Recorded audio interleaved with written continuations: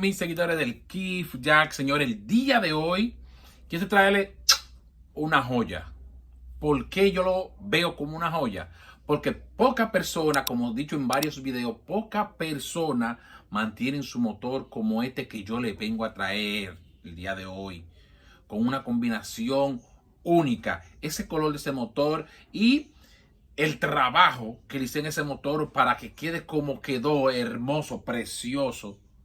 Yo quiero que ustedes miren cada detalle de este video que les traje el día de hoy, que no es un video tan largo, pero quiero que disfruten cada detalle de este motor, el cuidado que el dueño tiene con este vehículo. Gracias a Dios, todas las personas que yo traigo aquí y lo pongo en esta plataforma, los motores tratan de tenerlo 1A, porque son locos con su vehículo.